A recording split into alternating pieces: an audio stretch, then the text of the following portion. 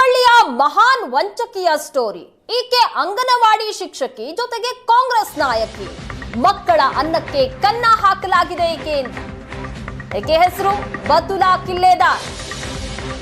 ಅಂಗನವಾಡಿ ಶಿಕ್ಷಕಿ ಈಕೆ ಮಕ್ಕಳ ಅನ್ನಕ್ಕೆ ಕನ್ನ ಹಾಕಿದಾಳೆ. ಕೇವಲ ಅಂಗನವಾಡಿ ಮಕ್ಕಳ ಅನ್ನಕ್ಕೆ ಮಾತ್ರ ಕನ್ನ ಹಾಕಿದ್ದಲ್ಲ, ಬಾಣಂತಿಯರು ಗರ್ಭಿಣಿಯರ ಪೌಷ್ಟಿಕ ಆಹಾರಕ್ಕೂ ಕನ್ನ ಹಾಕಿದಾಳೆ ಈಕೆ.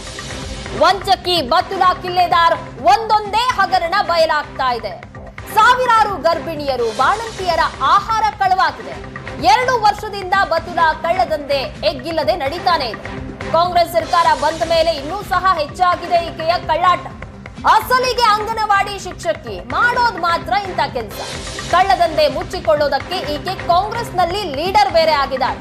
ಏಷ್ಯಾನೆಟ್ ಸುವರ್ಣ ನ್ಯೂಸ್ ನಲ್ಲಿ ಬತುಲಾ ಕಿಲ್ಲೆದಾರ್ ಕಳ್ಳಾಟ ಬಯಲಾಗಿದೆ.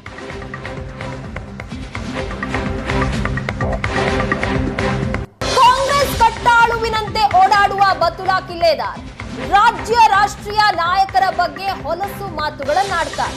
ಪಾಲಿಕೆ ಸದಸ್ಯೆಯಾಗಿದ್ದ ಫಮೀದಾ ಪುತ್ರಿ ಫಮೀದಾ ಅವರ ಮಗಳು ಬತುಲಾ ತಾಯಿ ಗುಣಕ್ಕೆ ವ್ಯತಿರಿಕ್ತ ಆಗಿದ್ದಾಳೆ.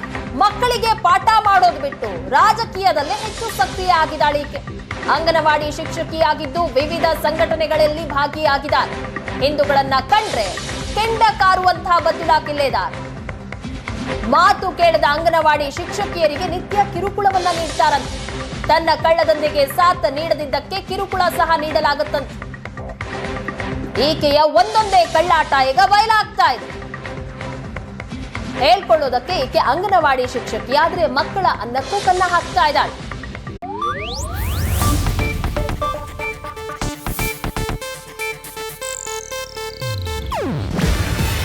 ಇದು ಏಷ್ಯಾನೆಟ್ ನ್ಯೂಸ್ ನೆಟ್ವರ್ಕ್ ಪ್ರಸ್ತುತಿ.